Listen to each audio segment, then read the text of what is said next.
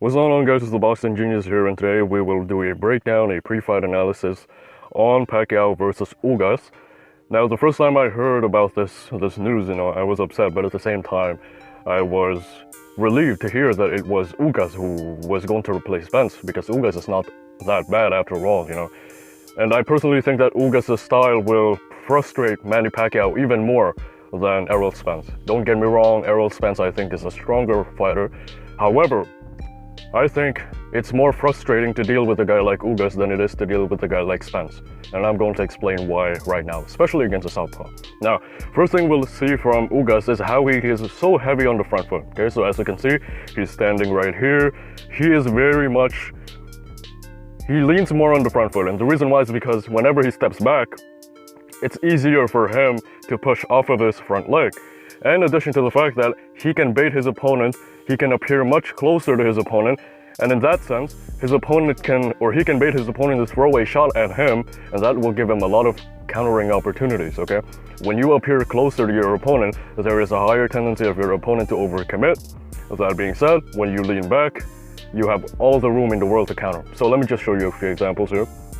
Again, very heavy on the front foot here, and as you can see there, when he stepped back, it was very easy for him to push off of this front leg. And now when he stepped back, it only took him like a very short amount of time. Again, here you can see it's a very front foot heavy.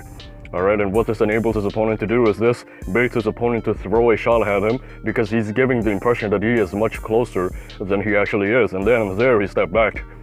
And notice how easy it was for him to step back. All he had to do was to push off of this front leg, and then there he stepped back through a right hook counter.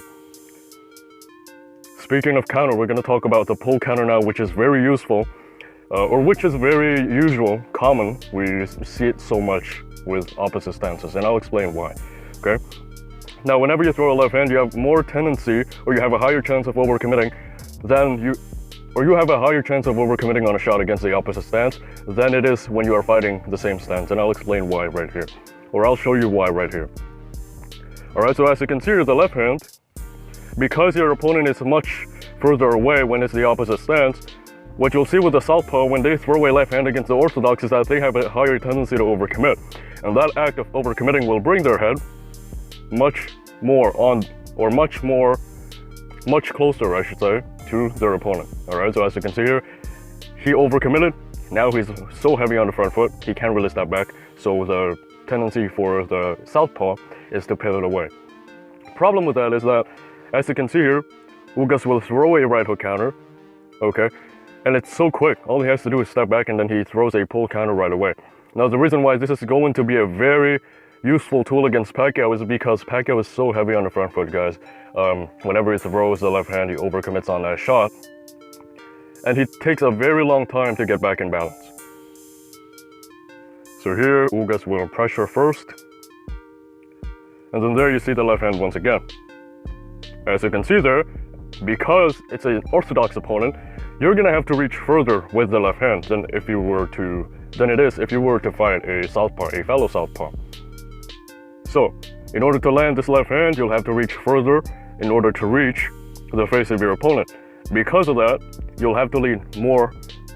You'll have to lean closer, alright? You'll have to lean forward a little bit more. And Ugas takes advantage of that by just taking a slight step back and then throwing a right hook counter. And it's quick, guys. You won't realize how quick these shots are until you spar someone who's very good at it, Let's see some more here. Alright, so for this, he's gonna throw the same punch, a right hook to the body. Okay, boom. All he has to do is take a step back with his back foot. He doesn't have to move the left foot too much.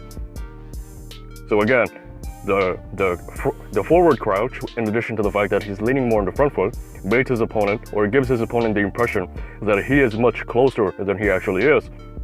That being said, it's more possible for his opponent to overcommit on their shot. When they overcommit on their shot, guess what he does?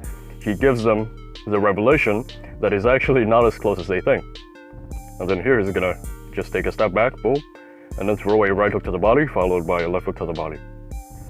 Now, another thing I like about him is he doesn't just do pull counters, but he also does slip counters. So as you can see here, he's gonna do an inside slip, I should say. Boom. All right, so after he stepped back, not only does he have the pull counter, but after he steps back, he can also slip, drop his weight over onto this right leg, boom, and then transfer that over to the front leg. And with that, he can gain a lot of power on the left hook to the body that he is planning to throw, boom. Let's see another one here. He's gonna do the exact same move. He's gonna drop the right leg, boom. In order to transfer, let me play it in slow motion so you guys can see. He's gonna drop his right leg to the ground. What I mean by drop is that he is going to put it further than its original position. So he's gonna take a step back on that. Rotate his body leftwards, boom, okay. And then here he gets a lot of load up on that front leg. Throw the left hook to the body right there. So not only can he counter after he, or not only can he throw the pull counter, he can also gain a lot of momentum from his front leg because he's front foot heavy. And with that, he can do a lot of inside slip counters as well. Now, this is where it gets complicated, and this is where the complexity of Ugas' style can really be seen. Okay, so a while ago, as you can remember, when I talked about the pull counter of Ugas, I talked about how he stepped back. Okay, he stepped back, and then he threw the right hook. So just see this one as an example. Boom. He stepped back, and then he threw the counter right hand. Let's see that, and then the difference between that and his positioning on the left hook. It's the same move, it's the exact same move. He's gonna step back as well. But what makes him really what makes this move really complex is that he can throw a hook off of this position, and normally it's not really an easy move to pull off. Why is that? Because when you pull like this, you don't really get a lot of rotation from the hips. Okay, with this being said, the left hook is much harder to gather. It's much harder to gather yourself for the left hook, and this act of rotating your body can take an extra millisecond. So as you can see, when he steps back, he's pretty much in the same position as he is when he's throwing the right hook counter. Only difference now is that he doesn't counter you with the right hand, he counters you with the left hook. So now, notice how his opponent looks at the right hand. He's already anticipating the right hand. But the problem is, it's not going to be a right hand, it's actually going to be a left hook. And the right hand is kind of used as a feint. So his opponent kind of ducked down, boom. He ducks down here with the assumption that Ugas will again throw that classic right hand, pull counter right hand that he has, when in fact he's about to throw a left hook to the body here. So it's a very deceptive move because it comes from the same position. And punches which come from the same position, if you can throw different punches from the same position, okay, that is where the deception comes from. So if you look at the way Canelo throws the left hook and the way he throws the left uppercut, it's pretty much the same. It's really the same position. He brings it all the way down. You don't know if it's going to be a left hook or a left uppercut. Why is that? Because he throws it from the same position. So look at the response of his opponent here. He thinks it's going to be a right hand again, so he ducks down over to his, what is this? It's his right side. It's your right side if you're a southpaw. And that brings his head closer to the left hook now. Now here's another one. His opponent again thinks that it's going to be a counter right hand, so he covers up with that glove right there. You see it? He thinks it's a right hand. And then Ugas proceeds to counter him with the left hook instead. Boom. And then a right uppercut down low. Now let's look at the high guard bait. How exactly does Ugas use the high guard to avoid or to bait his opponent into throwing certain shots, and then with those shots that his opponent throws, he counters off of it? Now let's look at this. So you'll see his high guard here. His opponent tries to split the guard, okay, and then he tries to stay low. He tries to stay low to avoid the counter shot of his opponent, or to avoid the counter shot of Ugas. So as his opponent throws the left hand, he stays off of the line, off of the center line. But the problem is his head is much lower now, okay? And so the reason why a lot of opponents tend to stay low whenever they are fighting a person with a high guard is that when you have the high guard, you have minimal vision, okay? So your opponents try to take advantage of it by putting their head in multiple positions. However, Ugas is really smart in the sense that he knows exactly where his opponent's head is going to be when they throw a punch. So as you can see here, his opponent throws a left. Although Ugas cannot really see much from this position, he already predicts that his opponent's head will be right here. and then he throws the right uppercut to the body after that. Now here's another example of the high guard bait. He's gonna use the high guard once again, bait his opponent to throw a little bit lower than usual.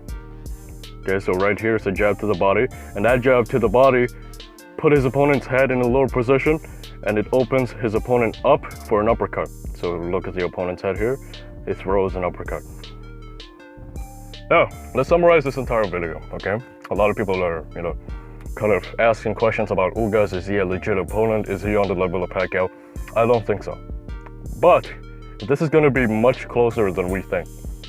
Ugas is a very slick fighter. Stylistically speaking, I think Pacquiao will have a harder time with Ugas than he does against Spence. And the reason why is because Ugas is a great counterpuncher, guys. And Pacquiao really has trouble against counterpunchers. We already know that.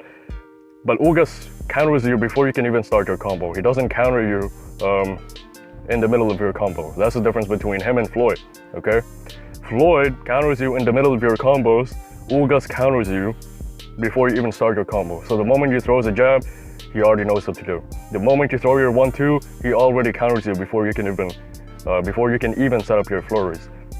And that's the reason why I think this opponent is going to be more frustrating to deal with for Pacquiao rather than Spence. Don't get me wrong, Spence is strong, Spence is powerful. But in terms of their style, I personally think that Ugas will give Pacquiao a harder time, a longer night, a more frustrating night than Spence. Okay? So that's it for this video. I still go Pacquiao by decision. However, I wouldn't be surprised if Ugas makes it a close fight. I wouldn't be surprised if Ugas goes on to win 3 to 5 rounds.